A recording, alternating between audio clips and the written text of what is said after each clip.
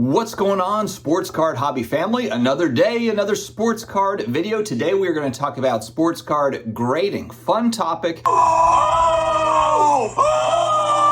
And we're going to go through 4 of the major companies, grading companies, talk about some pros, some cons. It's going to be a good time. If you're new here, please hit that subscribe button if you do like what you hear. And then I'm also on the old IG machine on Instagram. I'm at SportsCardDad. Before I get started, big shout out to today's video sponsor, COMC.com, your home for buying, selling, and flipping all the hottest trading cards. Their consignment marketplace now home to over 32 million cards from baseball's biggest stars like Shohei Ohtani, Aaron Judge, and Mookie Betts to Marvel favorites like Spider-Man, Thor, and Captain America. COMC has something for every type of collector, so make sure to visit COMC.com today to build out your collection with your favorite cards. I will have a link to take you there in the video description as well as in the pinned comments below. All right, so we have seen a wild swing in the grading landscape over the last few years. It's actually been a really interesting ride to watch kind of the ups and downs and the different companies battling it out.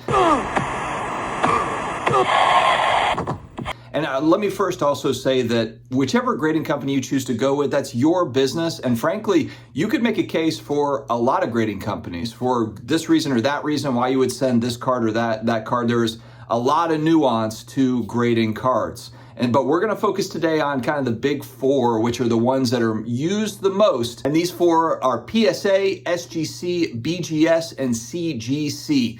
All 4 of them really have brand name recognition. All 4 of them have been around for a while. Absent of CGC is fairly new. They've come on the scene over the last couple of years, but they are not a new company to third-party authentication and grading. They've been doing it in the coin scene, and they also are CGC graded comic books. So they are the top grader for comic books, the most respected. So you've got 4 very strong companies here, all with different offerings. First, we're going to start with the number 1 company in terms of volume as far as business goes. It's PSA by a long shot. We look at gem rate data each month, and they're over 1 million cards really for 12 months plus. They worked through their backlog, which I actually thought that a lot of their business going back about 12, 15, 18 months, just getting caught up on the backlog. And then as soon as they got caught up, then it's going to kind of slow down a little bit for them. It has slowed down a little bit on the sports card side in the sense that they're grading a ton more, but they are still far and away grading the most sports cards as well. So an interesting company here, and something that they've done, I think, too, to kind of pivot from getting out from under their backlog that they had. Keep in mind, they had 10 million cards that they had in their backlog going back through the pandemic. So we're talking about a lot of cards, and now they're caught up. And what they did, of course, is they lowered prices. So if we go back, they had their shutdown, they reopened with fairly high prices, and they've slowly kind of come down in price. And now we've really reached a point where all of these companies are very similar in price. If we take a look at a PSA slab, for those that might be new and wondering what the heck is a PSA slab, their pricing is value bulk, declared value $499 or less, is at $19. If you are a Collectors Club member, which is a $99 annual fee, the TCG bulk is $15 for $199 or less. Value pricing, so if you're not a Collectors Club member, it's $25 per card up to $499 declared value. And there is some give on that. I know a lot of people will say like, maybe it's $600, $700. They will grade cards that are $600, $700 in that $25 bucket. It's just they might upcharge it or they might not. It's just one of those things. The other part is if you set a declared value at $300 and it's a $800 card and it gets damaged or lost or something, they're going to take a look at what you declared the value at. So that's also kind of a risk thing. We've seen some horror stories, people sending in high priced stuff and not wanting to necessarily pay that huge grading fee up front. And so they set a declared value at a certain amount. It comes back a lot higher or the card gets lost, damaged, and they're kind of out of luck, or they have to figure out how to kind of settle that out with PSA. $75 grading fee up to $1,499, but a 10-day turnaround time. And I'll say that too, for the others, 65-day turnaround time for those other brackets that we were talking about. So it's not a mega long turnaround time. And I think that they're ahead of this where it's more like 45 days instead of 60 days, but they have that as a little bit of a buffer there. The $75 price point would be for something that is, a little bit higher priced item, $1,000, $1,500. Maybe you're trying to sneak it out. Maybe it's a $1,700, $1,800, $2,000 item. You're trying to send it in at that $75 price point, and you get it back pretty quick with a 10-day turnaround time compared to the other brackets. I mean, look, the main reason, you've got obviously a long history with PSA, but the main reason why PSA is used the most is secondary value pricing. Outside of certain instances and vintage cards, I would say, PSA really for modern, ultra modern, people do tend to pay a premium for PSA graded cards, especially PSA 10s. Once you get into kind of PSA 9s and 8s and then you compare that to other companies, there's a slight difference there. But we'll talk about some nuance to even that conversation here in a second. But PSA really the leader in secondary market pricing as it sits now. If we're just looking holistically across the board, we can say that. But there is nuance in that discussion, especially with vintage cards. Next up, let's talk about SGC. And let me put out there, SGC is a channel sponsor, so I do have built-in bias. Let me put my bias out there. They are my favorite grading company for a variety of different reasons, just the way that they're run, customer service, turnaround time. I love the Tuck slab. So there's a few different reasons why that is the case. Their pricing sits at $24 per card, and it ranges depending on how many cards you're sending in, 1 to 9 or more than 10 and so forth. There is an $18 price point through a group submitter. So if you're using an SGC group sub, it's $18 a card as opposed to $24 a card. One thing that I really like about SGC, because a lot of my cards are autograph cards, non-sports cards, like the Stranger Things card, for example, is they go ahead and they'll give you the auto grade as if it's a 10. So Beckett also does this the same way. If it's a 10, they'll go ahead and add it in. There's no extra charge for SGC to do that. You can request them to not do that, where they're not adding in the auto grade, and that's only for pack pulled auto. So they're not an autograph authentication company the same way PSA or Beckett are. SGC also not stringent around declared values. So whereas PSA's got kind of the $199, the $499, the $1499, for modern, ultra modern cards, SGC doesn't really look at it. You can send in a monster card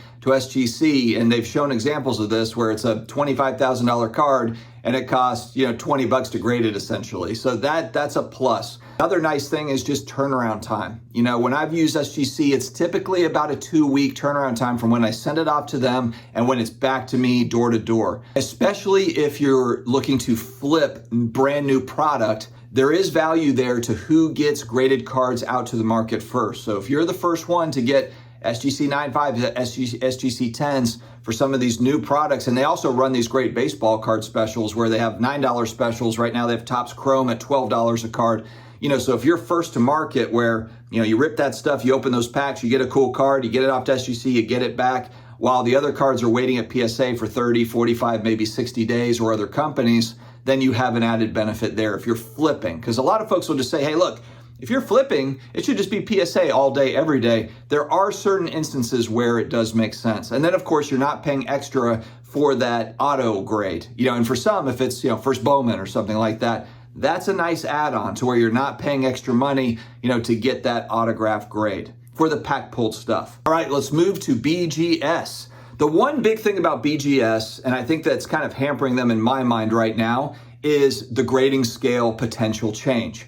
Also new leadership. We just had a CEO change over there, and they had put this out there going back months now where they did, they had the booth that read like, hey, this 9.5s are now going to be 10s and this and that and whatever. There's a bunch of pushback. Now they're taking feedback. But that's kind of the big question mark to me is if I'm grading today with BGS, in a month, 2 months, 3 months, they're going to come back and say like, actually, the grading scale is now different and you need to send it back in to get reholdered. I can't stand, cracking something open to send to another company or whatever. I don't mind if other people do it, but for me, I don't want to go through the hassle of sending something back in to be reholdered because now there's a new grading system. What if it's an expensive card?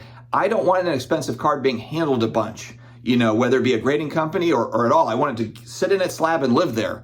I don't want to reholder it. I don't want to go through the hassle. So BGS right now, I think that's their biggest sticking point in my mind is just, is there going to be a grading scale change? Because if there is, then I will just wait and say, okay, once that grading scale is out and done, fantastic. Now I know what to expect and I can go from there. But that's a big question mark. So if I look at their website, $18 a card is kind of their collector special. They've got $16 without subgrades. To me, I feel like BGS is the subgrades company. If you're somebody that wants subgrades, and a lot of people like it, I like it too. If I look at some of my cards, I've got the Barkley Star autograph in a slab mag. Check out the slab mag 10% off coupon code down below for your nice cards. It's going to be there. But look, if you like subgrades, then sorry, that's not very, you can't really see it very well. But look, it's popular. Beckett, BGS is known for their subgrades. And so if that's something that you want, and they've got a nice sturdy holder, if that's something that you're into and that you want, BGS, look, the price point, it's a good price point.